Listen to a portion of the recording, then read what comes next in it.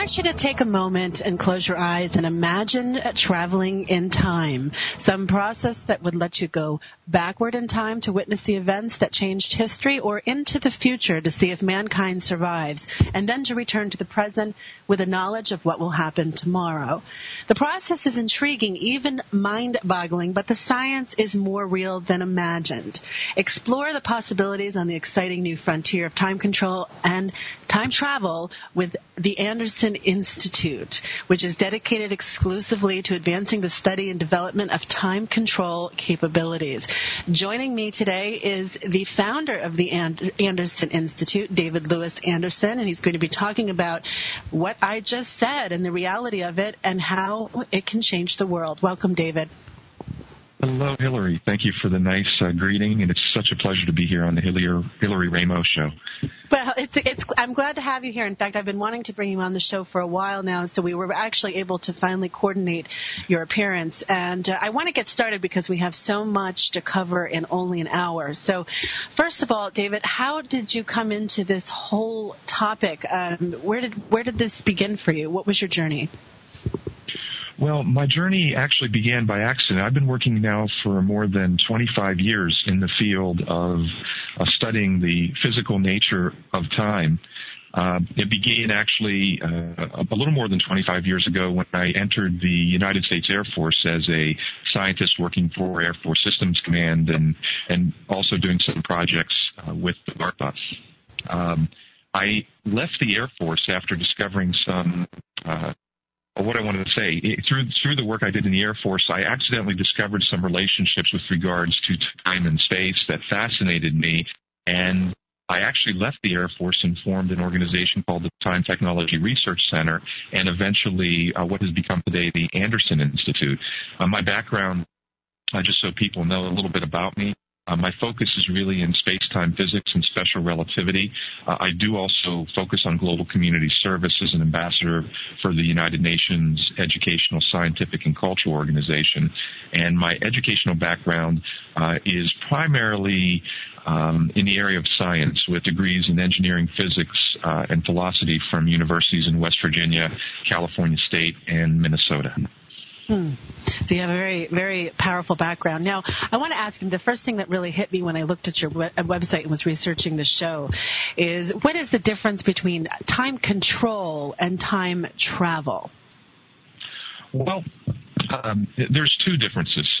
First off, when you work as a physicist like I do and the colleagues we work with, many times people will chuckle at the words when you say time travel, even though we've known for decades that time travel is possible with the laws of our math and physics.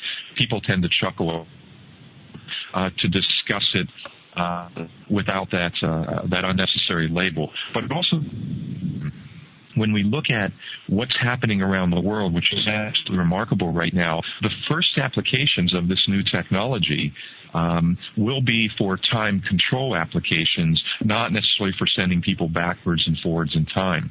And, for example, some of the first products that time control technology will be deployed for will be, for example, in medical fields, for the development and sale of stasis fields for medical applications, for chambers to accelerate test research, for different types of research and development applications, perhaps for viewing and recording history, not as much as sending people backwards and forward in time. So the first products that will hit the market will be more time control devices versus time travel devices.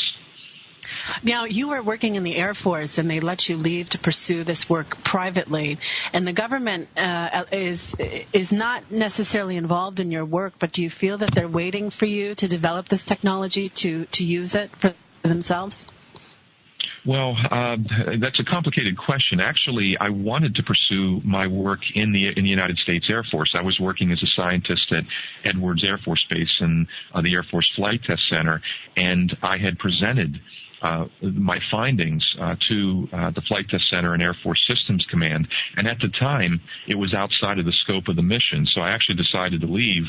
And 2 weeks prior to leaving, the Air Force finally realized what I was proposing, and they declined my separation. I actually had to go to request a congressional inquiry with Senator Rockefeller in West Virginia to leave the Air Force, because by that time, I actually had been already taking the first steps to set up the Time Technology Research Center.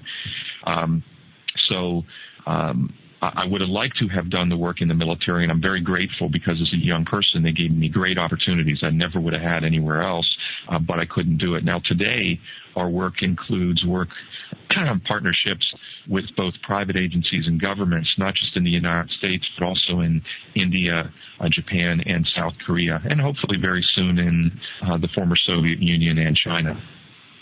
Do you find that as you progress through your research, do you find that the technology itself is kind of like a Pandora's box, so to speak, where if you do really create the technology that allows this to happen, that it may, if it falls into the wrong hands, be used for the wrong reasons? Yes, that's one of the greatest challenges. It's actually one of the reasons why we've stepped forward, and many of our colleagues around the world working in this research every day are beginning to step forward, is because when you look at time control technology, we're really talking about a technology that can change our concept of reality in ways that are very difficult for people to even begin to comprehend. And when we look at now the unprecedented acquisition of the capabilities in this technology, it really puts us in a critical position as a human society. If you really look at the past, for example, with nuclear energy or any other technology, the higher the level of knowledge we as a human society have developed, the greater we were able to develop our sense of moral responsibility. And if we look at human ethics, we've always seen that there's a clear principle that says the greater our knowledge and power, the greater the need for moral responsibility as a foundation to guide how we use it. And until recently, even though many would say we've danced on the edge of the razor blade, that principle has been highly effective. But the problem is now today is that our human capacity for moral reasoning, why it has kept pace with these developments in the past, is not keeping pace with the possible ramifications of time control technology. And that's one of the reasons why we stepped forward. The gap has grown too big. Too many agencies are now experimenting with time control technologies, not the low power variants that began back in the 1960s, but the power and capabilities of technologies have grown so much, they're being used without understanding the possible ramifications of using them improperly, and without the ability to predict what the results will be, and doing that without understanding the impact on human society, whether it be human society as a whole or one individual, really is not a wise thing to do. So basically, if somebody gets a hold of this, there has to be a sense of transparency in order to keep it, to keep the ethics involved on a higher level, don't you think?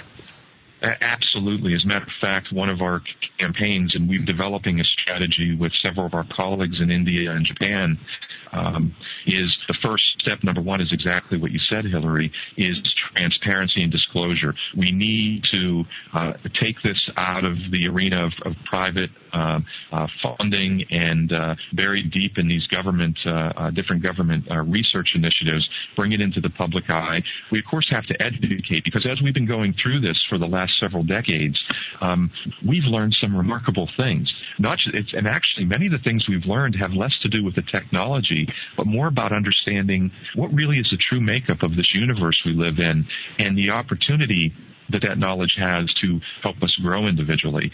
But after that education, we need to then determine as a human society, how do we guide not just the use but the development. And then after that, of course, we have to monitor to make sure the technology is used prudently.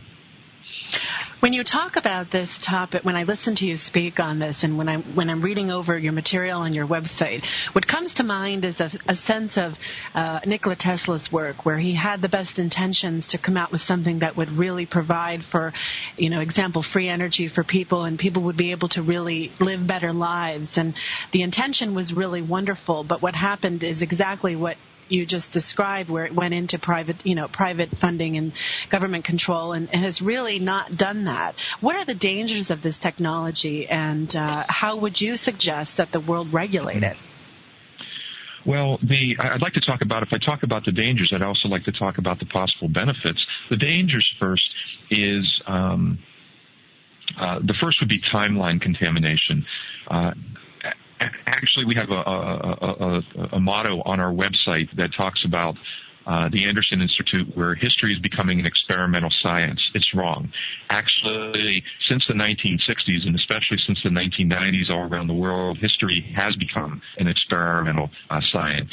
One of the challenges is, as we use it, the effect, one of the things we've learned that's remarkable is that when you alter events in time, or you create fields where you accelerate time or slow down time, or move information faster forward in time or backward in time, you not only affect that object, you actually affect the construct of reality. So there's the risk, without understanding that complex web of interdependencies, is that using time-controlled technology can actually redefine individual lives and consciousness.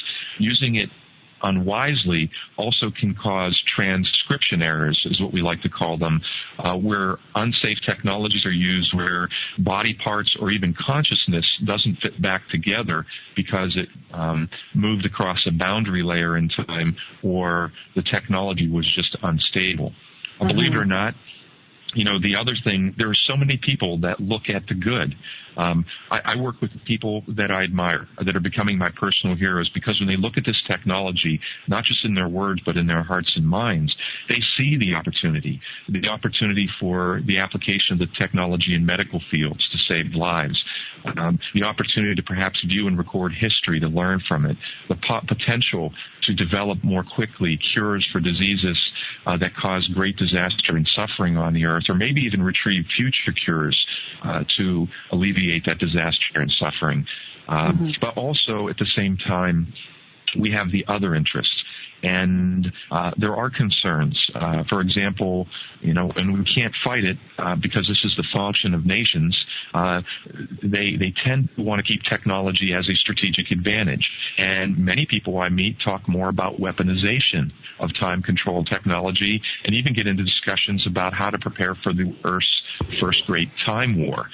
Use a very dramatic statement, but essentially that's what people look at. How can they use it? We even have, in 2 countries, we have active programs where people want to run battlefield situations, sending information from the future back to the past to understand the results, or to tweak decisions made today. Even if it's in a short time frame in the future, they feel having that feedback loop can actually help them better succeed in warfare, which is not the area where we really want to see the technology applied.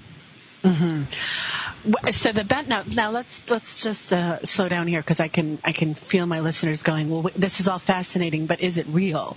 Because a lot of people in just the ordinary, everyday, blue collar, working arena, they hear this kind of stuff and they think it's science fiction, that it's something that it's great to see in a movie or it's great to read in a book. But what is the reality of this technology now? Are we able to do this now? Have we been for a while? Are we tweaking things and theories and equipment that we've already been experimenting with?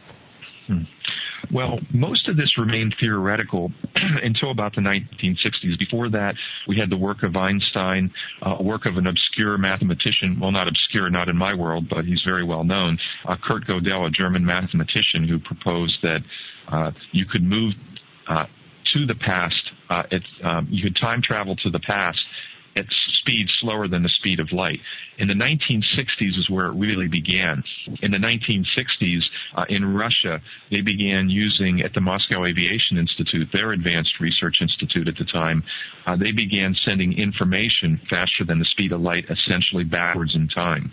Of course, they also did many experiments in anti-gravity remote viewing. They had a very different outlook on what was acceptable research and development there versus perhaps what we do today. Now, What's really happened, quite interesting, the U.S. government has been involved in this since the 70s to some degree. As a matter of fact, I would thank your listeners, and they should thank themselves because, believe it or not, for the last 3 decades, they've been paying for this research. And now, to be very specific for your listeners who might be skeptical, you have to take a look at the projects that are funded. For example, take a look just at one location, Princeton University, and Dr. Leijun Wang. He actually was given funding for a project that was called superluminal propagation of information. What does it really translate to? Sending information faster than the speed of light backwards in time. And so these projects go on. These projects have been funded at all different kinds of levels, some of it a little bit visible to the public, some of it invisible. Sometimes we just don't take the time to look. But Hillary, what's really exciting now today is that this work is funded on a very wide scale. It's not just the Anderson Institute and S4 and what's happening at Princeton University and Caltech and the University of Connecticut, all places where the government is funding activities today in time control research. It's also Japan. Japan has taken the work at Princeton University, and they've added 2 orders of magnitude of the ability to send information through time. In South Korea, actually, believe it or not, tomorrow we open up officially our new research facility just outside of Seoul. So Korea enters the game. In India, what a remarkable story, Hillary. Their effort is larger than the rest of the world's combined. It's absolutely amazing what's going on around the world. It's not just theory anymore. It's actual practical application and use of time control technology techniques. They're all very different at these different locations, but they're all very real. What is your personal vision for all of this technology, David? What do you hope to see happen in your heart with all of this? Well, in my heart, I see tremendous opportunity for human society. On one hand, I see the opportunity. This technology is, let's call it dangerous. There's a great potential for suffering to be created by this technology, as equally as there's great opportunity for good. What's different about this technology versus technologies like nuclear energy, for example, is that you may not be aware that the technology is being applied. There are those 2%, say, of the population that are sensitive to alterations in historical timelines. But generally speaking, as a population, we're barely aware of the work that's going on, let alone the majority of us are not in tune to sensing these things. What's very different, one of the great things we've learned through our experiments, not just at the Anderson Institute, but these other locations, is that when experiments are run, you actually change the construct of reality even outside of the range of the experiment, which is very difficult to sense or understand. Our hope with the technology maybe perhaps is the tremendous good it could bring, also the possibility, because of the tremendous risk that it faces, that human society faces with the technology, that it might give us the opportunity to unite and grow together, and maybe help raise our collective effort to work together as a human society and to stop using technologies without understanding the consequences of them. Time control technology is just one, but again, what's different about it is the use of the technology, while it can be scientifically verified to affect reality in ways that you can't predict, are very, very difficult for our limited human senses to perceive. Mm-hmm. And that's the concern today. People ask about, well, how is this going to happen? It already is happening, and the power levels and capabilities of the technologies are growing quickly. Okay, so let's take, for example, give me a situation, describe to me a typical experiment that you guys run, that you work with. Describe it to me. Okay, a typical situation, let's talk about the Anderson Institute specifically. We have a system called a time warp field generator. We're on our 3rd generation. We've been active with these for about 18 years now.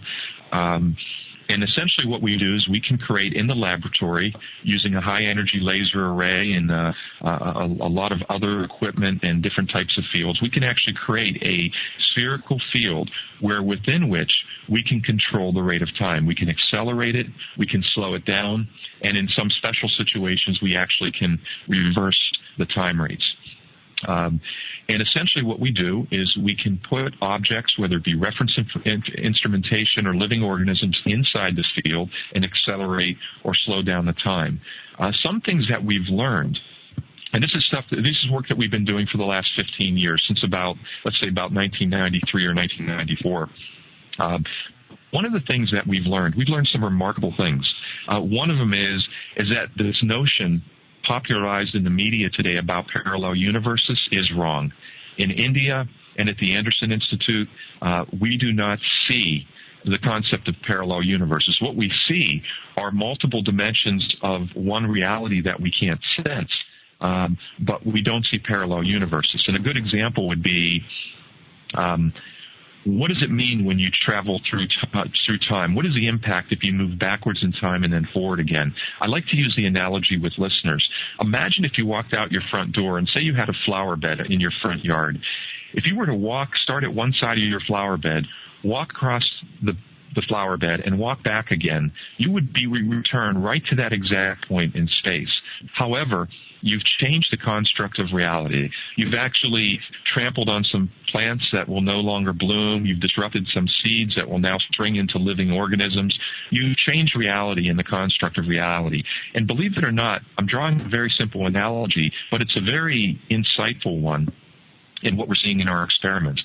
We actually have the ability to say, take a group of plant seedlings, put them inside the chamber, move them backwards in time and forwards again. When we move them backwards, we trigger an event that destroys the parent generation of those seedlings. Those seedlings come back with the same DNA footprint, but the reference set of seedlings that was outside of that, those plant seedlings that are in the laboratory separately, the DNA construct of those seedlings changed.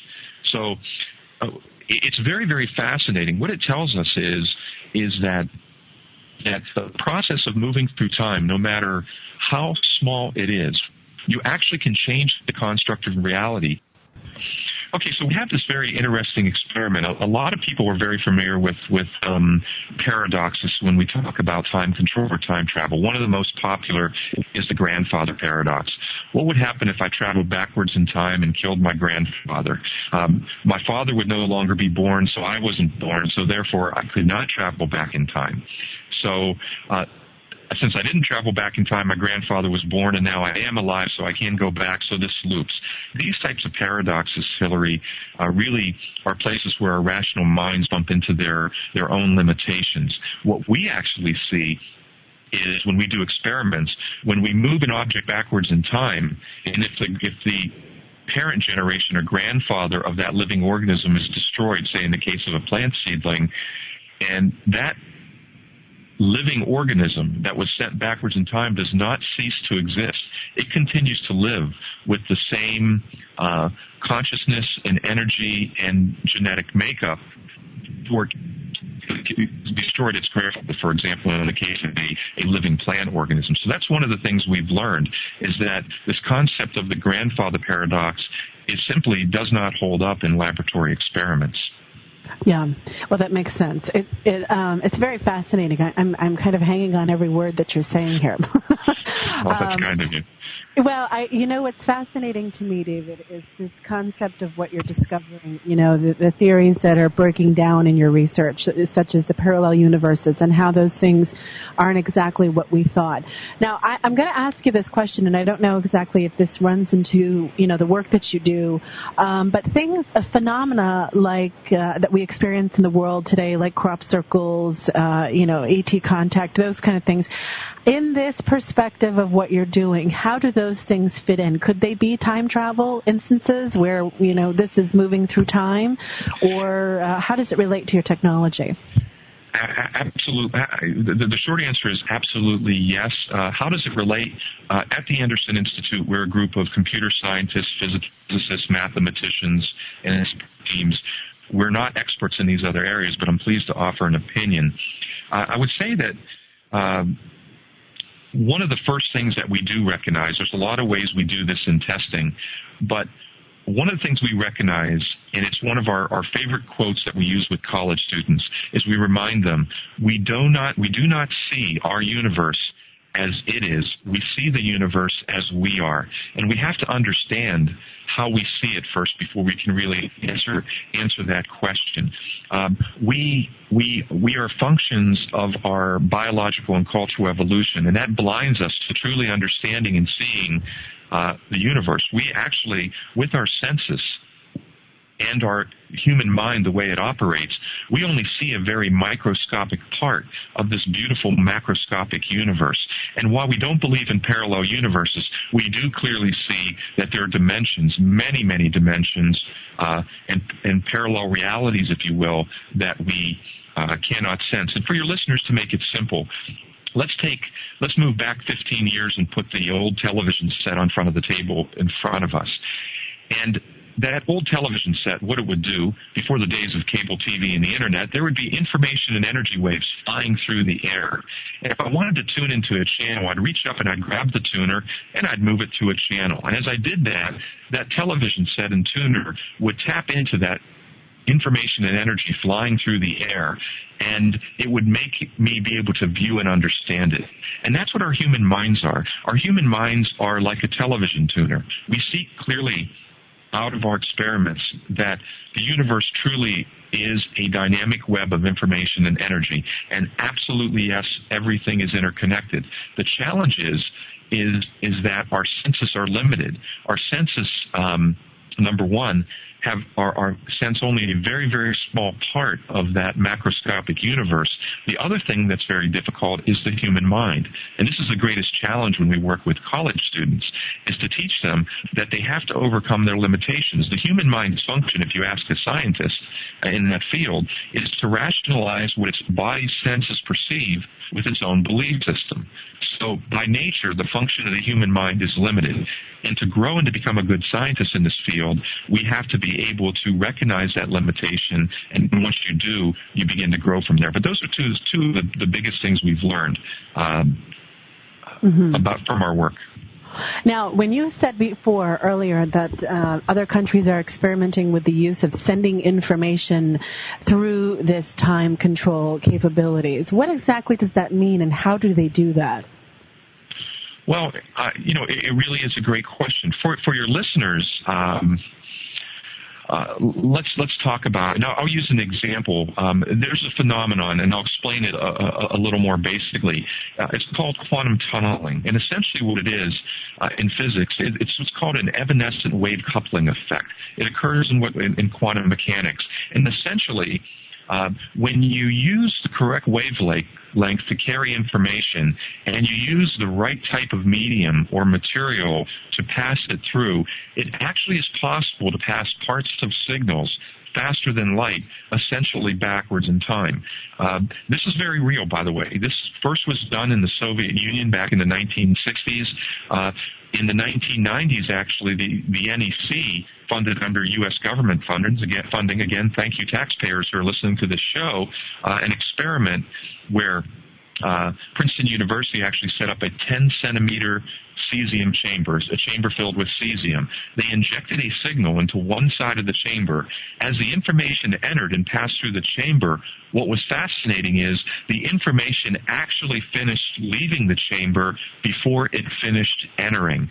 And that's an effect that occurs from a phenomenon called quantum entanglement or quantum tunneling. And this actually is another proof that in many ways we are connected, even when objects or people or consciousness are separated at distance, even that require greater than the speed of light communication. Now, essentially what that allows to do at that time was to pass information faster than the light backwards in time. And what Japan has been doing at their facility north of Kyoto City is really expanding the capability. And there's a lot of value in that if you think about it. The ability to send information from the future to the past. Imagine if you had a radio receiver that could tune 1 minute into the future, or maybe not so impressive. But what if you could tune 10 minutes into the future or 10 days into the future? how could you use that type of technology for good, or how could you use that type of technology for selfish gain?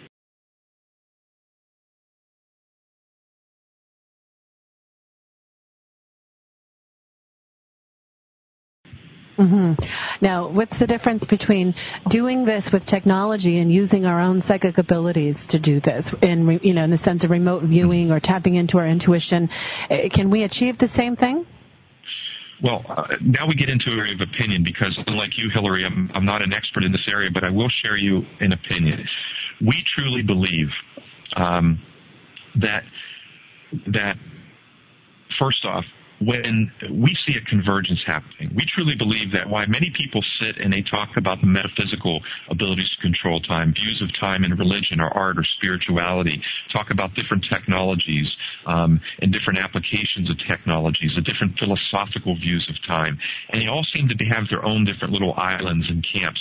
What we truly believe, number one, is that as the true nature of time and our place in it begins to unfold more quickly, number one, what we're going to see is that all those islands and groups are looking at the same reality, just from a different perspective. So we believe it's all one and the same, that the true nature of time manifests itself in many different ways. There's many ways to looking at it. And for your listeners, what I'd encourage them is, please don't judge. If you want to truly understand and become a student of the nature of time, you have to study it from every perspective, from the aspect of culture and technology and philosophy and religion and art.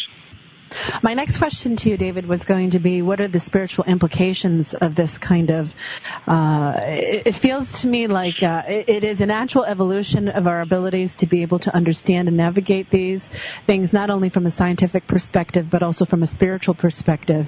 What are the implications spiritually onto something like this? You know, you have a lot of people in this world right now, in the present moment, who are very divided because of religious beliefs. Not only that, but political differences and racial differences and all the things we're still struggling with as a culture now, planet-wise. What are the implications of that if this kind of thing, now you have the high hopes that will bring people together, but what are some of the ramifications on the spiritual side of this? Positive and negative. Positive and negative. Let's talk about one negative that many people might not sense or see, but it's a negative that's discussed by many government agencies as they talk about disclosure plans or processes for the technology. One of the biggest is social unrest, believe it or not. One of the concerns is that many of these religious beliefs today are based upon very, very critical events in history. Believe it or not, India, in the state of Maharashtra, at their facility there, is actually completing their development of systems of drones, that they actually want to send drones backwards in time to study and record history. What happens if they record key moments in the history of certain religions and they're proved to be false, or they're proved to be true? There's the social unrest and the ramifications from that could be quite profound. But at the same time, let's talk about the spiritual implications from a positive standpoint. One of the things that we're seeing, one of the reasons, not only do we have differences across religions, we have differences in our daily lives here. Let's just talk about this country here. We have people who've become very ingrained, where science has become their religion, and only if they can touch it, see it, or see it on the TV, they don't believe it's true. They basically shrunk all the magic in the world to the size of their daily routine and material possessions. What's really happening is fascinating to me. Science now today, what's coming out of the laboratories, not just in time control technology facilities around the world, but in the particle accelerators and super colliders, has more in common with the ancient beliefs of Buddhism, Hinduism, and Taoism than it does with the classical science that we all studied in school. And what's amazing, for the first time, the spiritual implication to me is we see science, religion, and spirituality converging, where basically they're coming to that single point, where science is now demonstrating that those crazy ideas that the world is a dynamic web of energy and that we're all connected, they're proving it's true. And it's coming now together to a single answer and truth about our reality and place in this universe that both scientists in spiritualists can understand on common ground. So I do believe it has an opportunity to unite. At the same time, to reach that point, we have to be able to forget about these artificial lines we create across the borders of nations, across geography and religious beliefs, and start working together as a single human society as we look towards that. And that's a very difficult path for the people of this planet to walk. Yes, I agree. I also think that it's a beautiful thing, and I also think that you had a moment in time when that was, the scientific and spiritual aspects were divided intentionally so that we wouldn't get to that point necessarily. But, I want to kind of bring it back to a practical level, David. And so for a typical person, an average person just going about their day, headed to work, driving through, the highway, and how would they experience, could this happen to somebody? From what I've been listening to, the picture I get in my mind is, when we have synchronistic moments or when we have deja vu experiences, are these examples of maybe our time reality around us being affected? I think in many cases our belief is that a lot of these phenomenon, first off, yes, we do believe that there are special situations, though very rare, where the energy that allows us to, the naturally occurring energy that allows us to create these fields could actually occur not in a man-made fashion, but in the natural fashion. So we do believe it could naturally occur. When you talk about these other phenomenon in awarenesses, do we believe that it's possible people have viewed time travelers from the distant future? Yes. Also, we have to remember that a lot of these other phenomenon like deja vu and others, we have to remember the discussion about our senses. Our senses are flawed. We're walking around blind for the most part, sensing a very, very small fragment of a much greater universe with many, many other dimensions of reality within this single universe. And many of these moments are places perhaps where we grow. As a matter of fact, I met with a spiritual leader, it must have been about 2 months ago, and we had a discussion about a deja vu. And he said it's considered to be, in their beliefs, to be considered a great gift. It's a step in growth when you have those moments, because essentially it's allowed your mind to tune into other dimensions. So we do believe that many of these phenomenon, and I hate to say it this way because I don't like the words, will be described and shown to be very, very rational and proven using the scientific method. Why it may take several years, it will come, and we're seeing some of those proofs already today. Yeah. Are you still there, Hillary? Wait, to go into... Yeah, I'm here. Can you hear me okay? Yes, I hear you just fine. Maybe we just skipped a moment in time, David. It's possible. You never know. Well, that's my question is, I mean, for the average seeker, looking into all of these things, with the age of information that we're in, what would be the intention of sending information back to... You explained that the learning aspect and stuff like that, but it would seem to me, like, for example, okay, I'm kind of all over the place here. Like an event, like let's take 9/11, like something really drastic that changed reality for people on a worldwide level. Now, is it possible that using this technology, we could go back in time to avoid that kind of situation? Absolutely yes. With the one provision which brings up the risk is that when you change an event, many people are familiar with the term ripple effect or butterfly effect, the phenomenon that when a butterfly beats its wings on one side of the planet, it creates a chain reaction of events that turns into a hurricane on the other side of the world, causing great disaster and suffering. This is our concern. We see tremendous opportunity. For example, how about the opportunity to send information, to retrieve information to the future, to bring back cures for diseases like diabetes, AIDS, and cancer? It could avoid so much disaster and suffering. To retrieve information to avoid man-made disasters like 9/11 or naturally occurring disasters that cause great human suffering. We can do that. At the same time, the challenge becomes every single time a time control technology is activated, not just at the Anderson Institute, but at these other facilities, the construct of reality is affected. And why we like to think And our colleagues like to think that they're doing it in controlled manners. Every action they take can cause dramatic ripple effects or butterfly effects. People talk about sending drones in the past to record history or into the future to do the same. What about the possibility of bringing back harmful microbes or viruses, either introducing them to the past or future or bringing them back from the past or the future? Potential risk for extinction of the human race. It comes back to the basic principle that while an action may seem good, we need to understand the results. And that is a very complex web of interdependencies that have to be considered that's probably beyond our capacity for thinking and reasoning today, which brings up the danger in the use of the technology. Mm-hmm. Yeah. This is why as a human society we need to decide this as a whole on where we take risks and what type of risks are acceptable.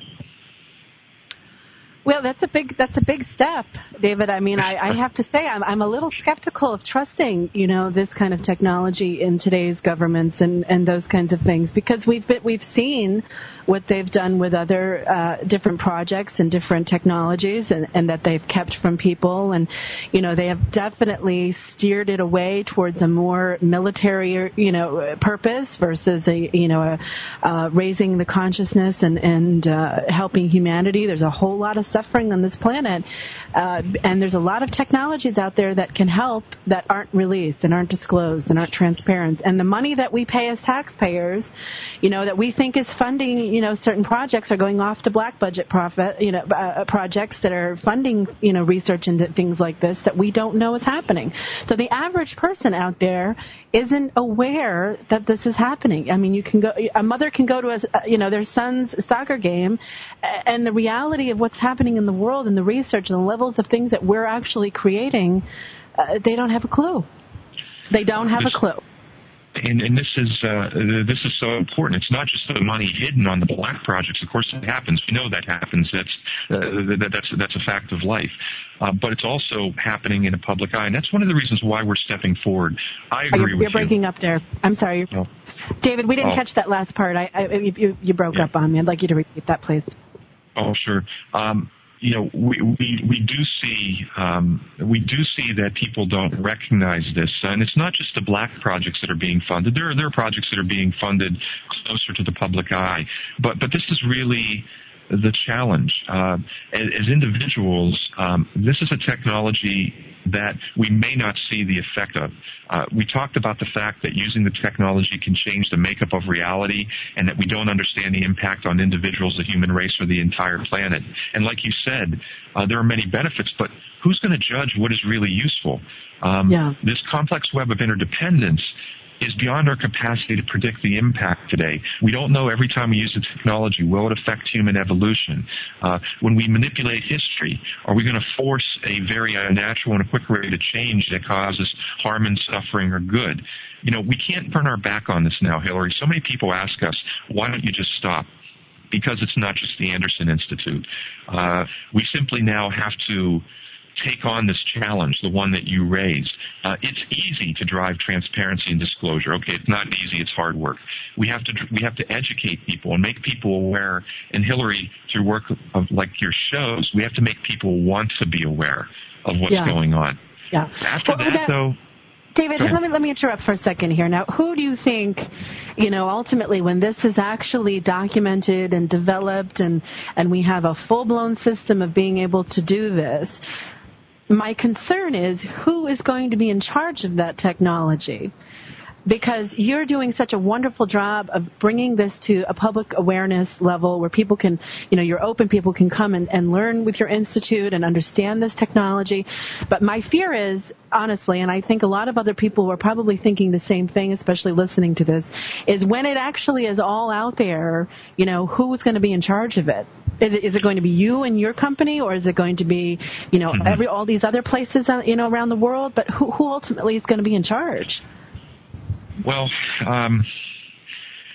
we're fighting over the technology in the Gulf of Mexico to stop an oil spill, one oil spill on the planet, yes. And nobody can get their act together, and everybody's keeping quiet, and there's so much secrecy, and there's so much disinformation, and it's like a giant PR campaign. What makes this kind of very incredibly powerful technology that much more able to be managed with ethics?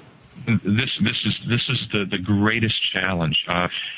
Who controls the technology? Which I almost don't even like the statement or the question, but it's one that has to be answered. Is what do we do with this new knowledge? We have the ability to look in the future to change the past. What do we do with this? How do we handle it? Who should be given access to it? These are just a few of the questions that needed to be asked, and we need very serious answers because people's life choices and indeed maybe even their self-identity and even existence can be significantly affected. So who should be afforded access to this technology and knowledge? One of the challenges is, in transparency and disclosure, of course, are governments and nations. Just like the human mind, the nation has a function.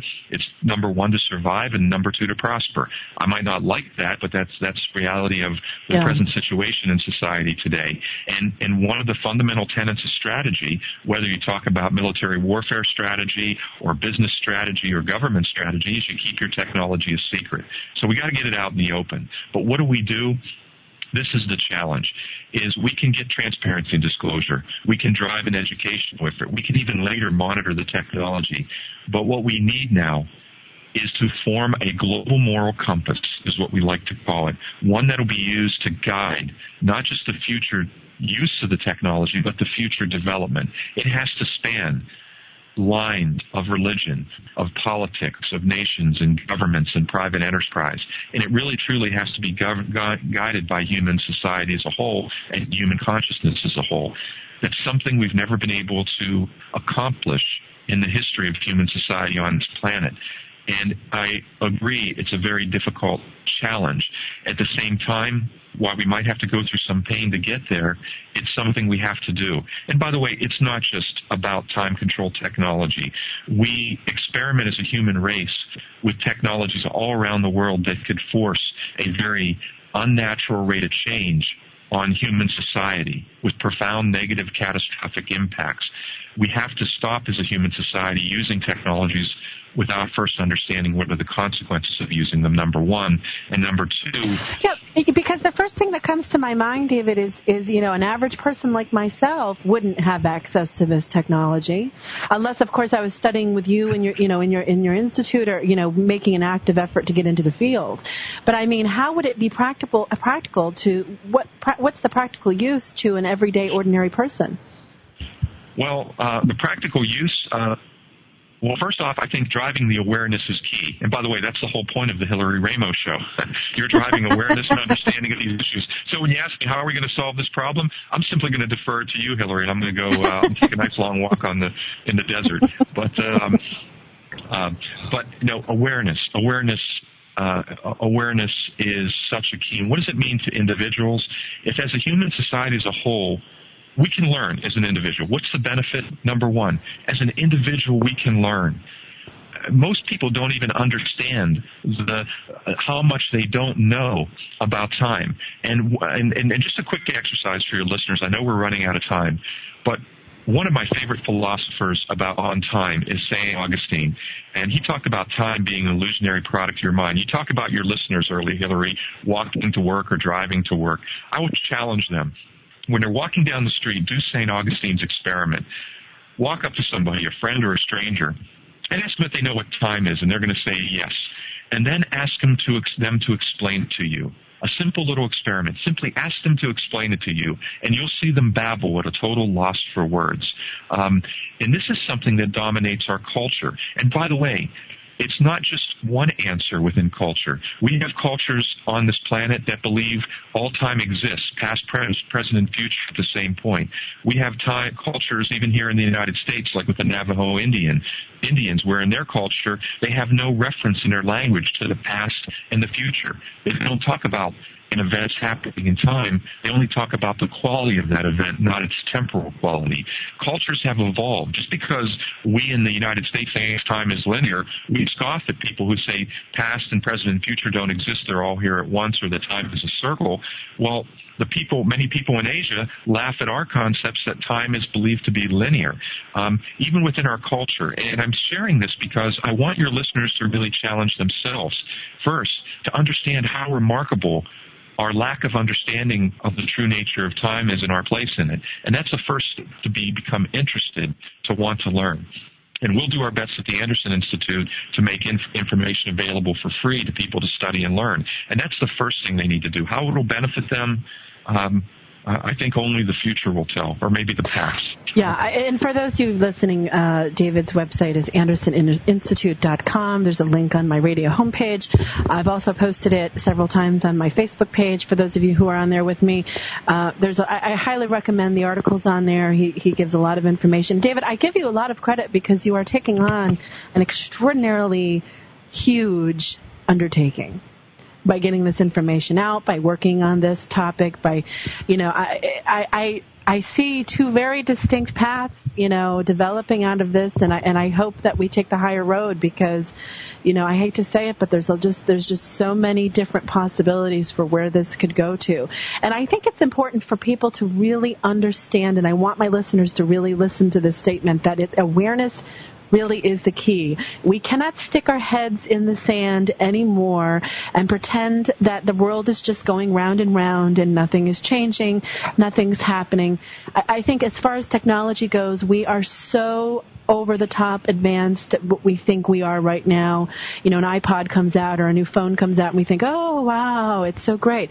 We have gone beyond that so much to the point where people really need to start researching and investigating into their own, into this other side kind of feel to these things, and that they're real. They're real. And so, David, I want to commend you on your research and your work and what you're doing, and your intentions are very high and wonderful, and I think you really are doing a wonderful thing. Did you expect yourself to get into at this level when you started to work into this field? Did you think it was going to go global and that you would have so many different operations in different countries? Well, actually, I would say no. When I started as a scientist with Air Force Systems Command, I did not even have a desire to get into this field. I actually stumbled into it by accident through the course of some other projects that I was assigned to. I'm very happy to walk this path. It means a lot to me. I've grown a lot personally, and the people around who experience the work that's being done. And this is why I really appreciate your words about encouraging your listeners to learn and study. One of the greatest benefits for everybody, I didn't answer the question well, is that when you study this and you really learn what is coming out of this, it really opens the door for so much personal growth and awakening on a spiritual level or even the scientific level. So it's a great opportunity. It's been a great course. It's been difficult. Is you can imagine, and I have to tell your listeners, you can't ever underestimate the power and the influence that private enterprise and government interest want to exercise on technologies like this. Their aspirations are very high. They want to control it for specific goals, some of them very noble. Some of them, we might say, are maybe not optimum for human society as a whole, to say that very kindly. That is very kindly. That's a very kind statement, I have to say. That's putting it very, very pretty. Yeah, I could use other words, Hillary. I could too. But you know what? Actually, maybe we talk about that just for a second, because it'd be very easy to put labels of good and evil, or good and bad on some of the different positions. But if we really accept the ancient wisdom and what many spiritual practitioners believe today, and now what science is proving today, that we're all connected, we're all one part of the great whole, and there's not one thing anybody can do that doesn't affect another component of reality. When we think about that, both good and evil become part of all of us as a whole. And many times human society, if you look at history, and it's tragic, human society has used labels of good and evil to justify doing very bad things. And so it's good to avoid it. At the same time, we really try not to support and try to convince people who see using the technology for personal or commercial profit or for weaponization not to do that. See, now my first gut instinct would be that the military would be so wonderfully supportive of this kind of research because they want to understand how it can be used as a weapon, because that is the paradigm and mindset for that kind of organization. So it's almost like, well, you would need like a very wonderfully evolved, wisdom-filled kind of council of people who have a higher level of integrity when it comes to these kinds of things to be in control of this. And I don't know if I really believe that the military is capable of taking over some kind of technology like this and using it for its highest good. I think the highest good that this stuff has is extraordinary, profound, and it has a lot of potential to wake things up. And again, I go back to my original statement at the beginning of the show with Nikola Tesla's intention with working with these wonderful things. And, I'd hate to look into the future, David, 200 years down the road and say, David Lewis Anderson was another Nikola Tesla. He had these incredible high hopes and did these incredible things. And then all of a sudden it goes underground, and it's people have to fight for your information to come out so that the higher level, the higher integrity of your research is able to do that. Have you been able to see into the future to see if that's what's going to happen for me? I mean, seriously, I'd like to know, really. Well, I'll tell you, our solution right now is we actually have a concept that we're putting together with scientists in 3 other countries for the proposal for a international World Time Council, and it's a good question. Who leads on that council? And I think maybe we should tap into the global network you have on the Hillary Raimo radio show here, and you have some pretty very interesting spiritual leaders I know who follow your work, but it's a tough question, and I am concerned. Have we looked into the future to see the outcome? Remember, the future is not certain. Every thought, every focus we have, not just every thought, not just every action, every thought and every focus we have actually becomes our reality and affects reality. So people do have the potential to do this. And I know history says that as a human society, we've had to go through a lot of pain to reach new levels of growth in society and new levels of good, save for human consciousness. But we tend to do that. And I just hope that the suffering we go through to overcome this and manage these risks are not as severe as some that we faced in the past. Well, we are definitely going through a wonderful death dance of an old world that no longer serves us. And the one thing I feel compelled to say to you, David, in the last moments of the show is to make sure that the indigenous elders from, different cultures are included on that council, because they have always maintained a level of very high integrity with the knowledge that they've carried. And I think they would make a very wonderful addition to that council that oversees that. And I think that, if you're able to pull that together and do that, and it's able to stay on that level, this has wonderful implications for our world, and it may very well be the next step in our evolution that we're supposed to be. But tread carefully. Well, Hillary, your comment about a committee of spiritual elders, perhaps you're describing what the future new world government should be. And if you think about, and I don't know as many as you do. I'm lucky, I'm fortunate, I've met with some spiritual leaders, and we've discussed these issues. But one thing for certain, if spiritual leaders were leading the world government, many of the problems and many of the suffering and the pain that human society feels today would go away. And we would see tremendous growth on personal and also on a global consciousness basis. Well, from your lips to the ears of whatever's listening.